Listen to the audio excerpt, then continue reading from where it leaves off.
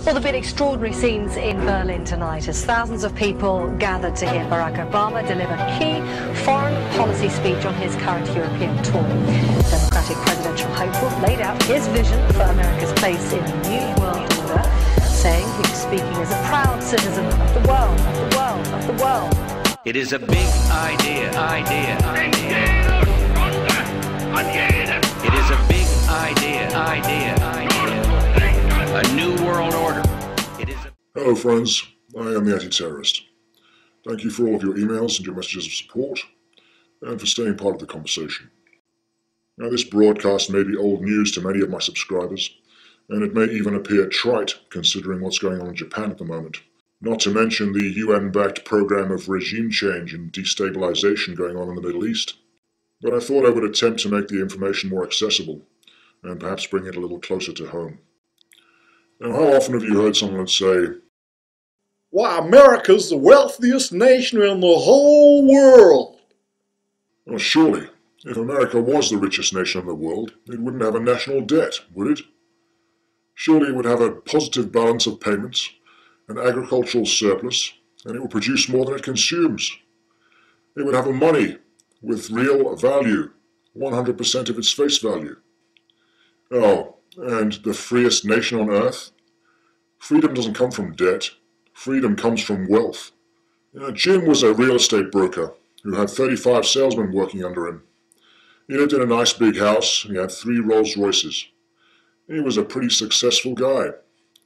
Now, 1 month before they repossessed his cars, he was still driving all 3 of them. 29 days before they repossessed them, he was still driving all 3. In fact, up until the day they actually took them, up until the day they actually took the keys to his house and evicted him, he had all the appearances of wealth, although he wasn't actually making his payments and was in the process of foreclosure. The United States of America still has all the trappings of wealth, even though they are, right now as I speak, going through the process of foreclosure. Nations around the world are waking up to the fact that the United States dollar doesn't have a value corresponding to the numerals on the face of it. And they're also beginning to see the US doesn't have a positive balance of payments, and that its national debt and the combined personal debts in the country amount to more than it can pay. And I'm not just talking about the payments. I'm telling you it can't even service the interest. The rest of the people in the world, those who can count, the leaders of China, Japan, South Korea, Germany, and so on, well, they're taking a look at their position and they can see they're not going to get paid. And at some point in time, I think they're going to cut off the US credit. Assuming they've got any brains at all, they will. However, if the US can continue to con these people into giving them more and more actual property, and take worthless promises to pay in the form of paper as payment, then the US can continue to profit at their expense and ignorance.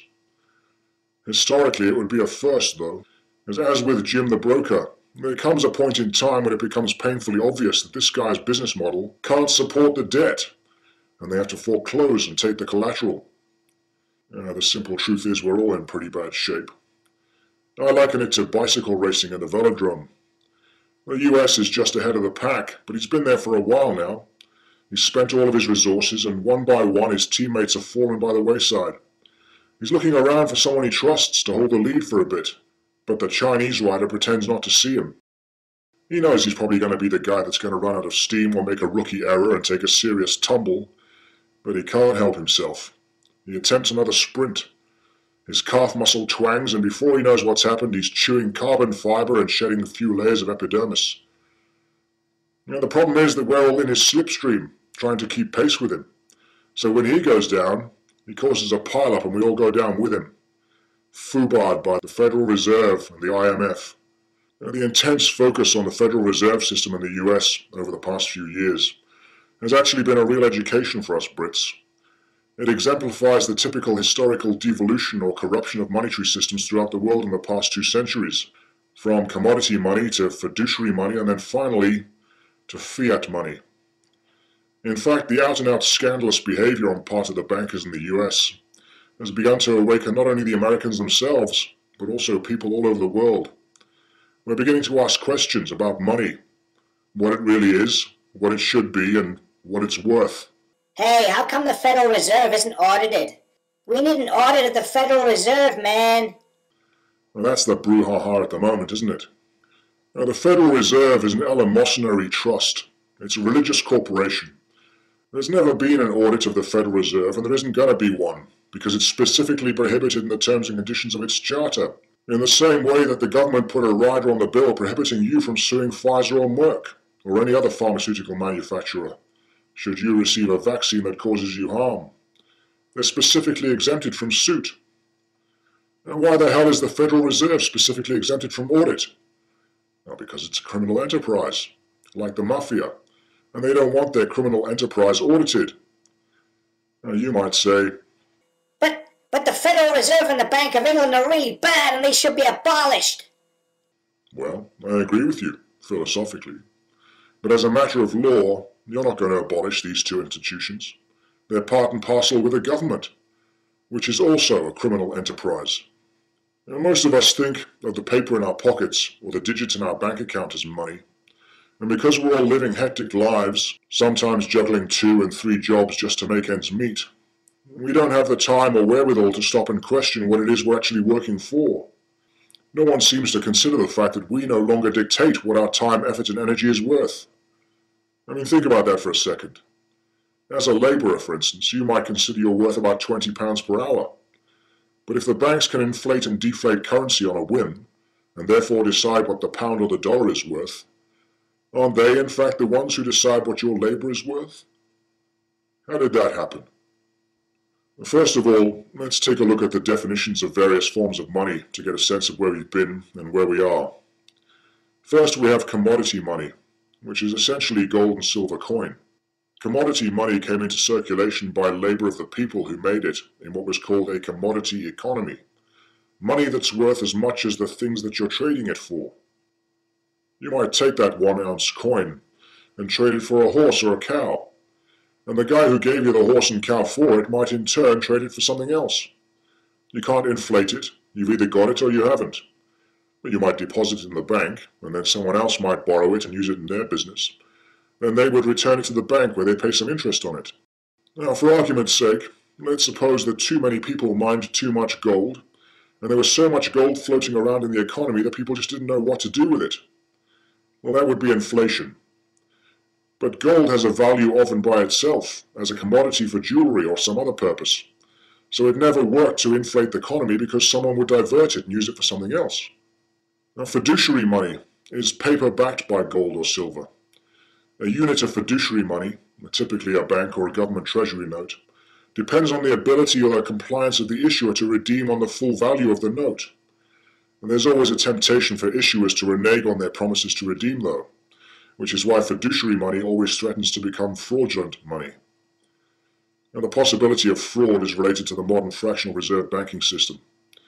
Under the fractional reserve system, the bank always issues more units of fiduciary money, supposedly payable on demand, than it has units of commodity money, gold or silver, in the vault available for redemption. The bank is counting on the unlikely event that the majority of its customers will never want to redeem their notes at the same time. It's a lot like how most health clubs work. They always take on as many memberships as they can because they know that the members won't all show up at once. Or the airlines. They almost always overbook seats on flights, betting that at least a couple of passengers won't show up on time to catch the flight. Modern fractional reserve banking is essentially fraudulent because the bank simply can't simultaneously fulfill all of its promises to redeem its outstanding notes on demand.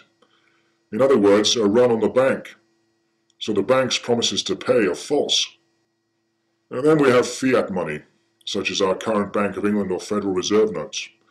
Fiat money isn't redeemable in gold or silver or fiduciary money, and because it costs next to nothing to produce, the banks can print as much of it as they like whilst massaging monetary policy and interest rates.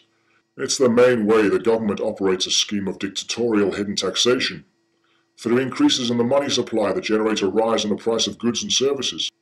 If you have a Federal Reserve or a Bank of England note, you don't have any right to demand that the banks or the Treasury redeem those notes for any amount of any commodity. The most you can do with that fiat note is change it for another fiat note, or demand that your government receive it in payment for your tax liabilities. If we rub our brain cells together and apply a little logic, fiat notes are really just tax anticipation coupons disguised as money, aren't they? It's a license to steal, from an ignorant public. The banking system makes money in the process of circulating paper. And once you create a piece of paper and you put it into circulation, you can charge a fee. And there are fees associated with changing and exchanging paper.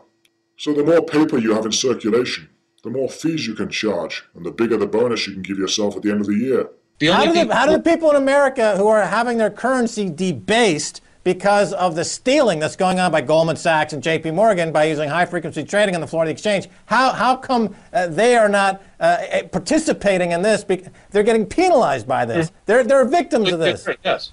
I just don't think that the stealing is necessarily the right verb for this. It's something else. Stealing involves that there is some kind of physical commodity that's being stolen. That the currency is being debased implies that if we didn't do this, the currency would be solvent. And the whole problem here is that the currency itself is disconnected from any kind of physical value. It exists as a debt against future production, rather than a store of value. And all of this comes back to the immaterial basis that we're now living in. So yes, in a sense you could say that they're stealing. In a greater sense, they're not really stealing because there's nothing to be stolen. Right. So the people who are victimized by this, they should take solace in the fact that when it all started, they weren't worth anything to begin with. Basically, yes. I know that sounds terribly perverse. The reality is that this is an unsustainable system, and that the inevitability of its collapse has been there almost from the beginning, because the entire system is based on a currency that is not based on anything. It exists only in relation to other currencies. It itself is semiotic. The purpose of money is to exchange property.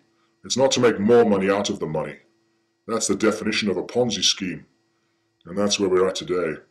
And of course, the reason we believe in the monetary system today is because the very same bankers robbing us blind also educated us. Talk about the best of both worlds.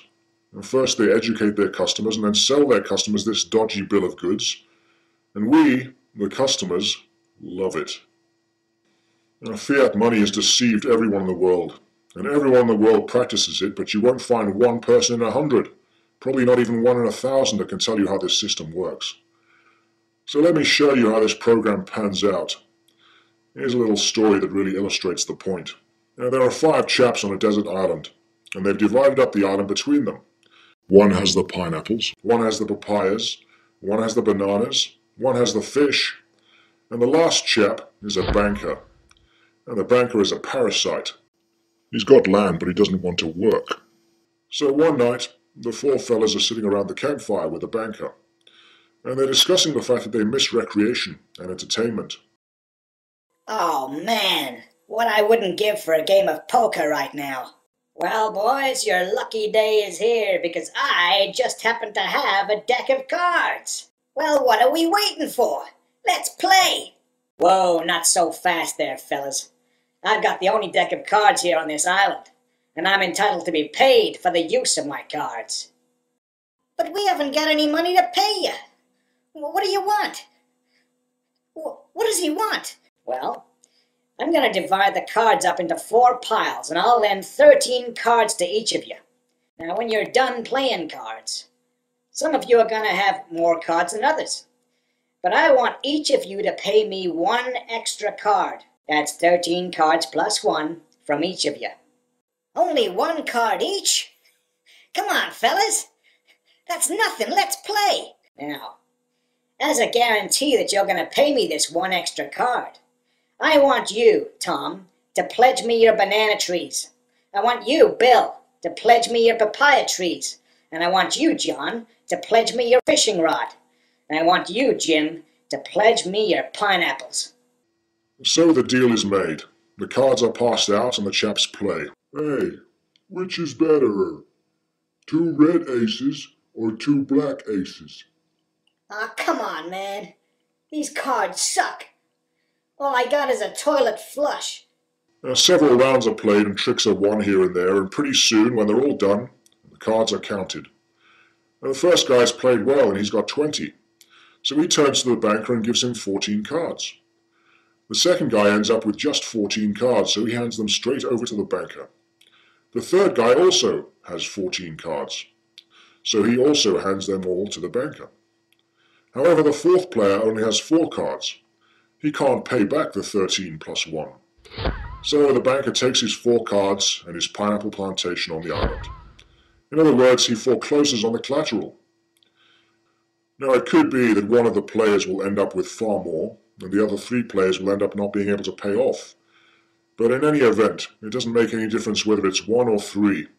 One of them will always win, and one of them will always lose, and the banker will always take the collateral.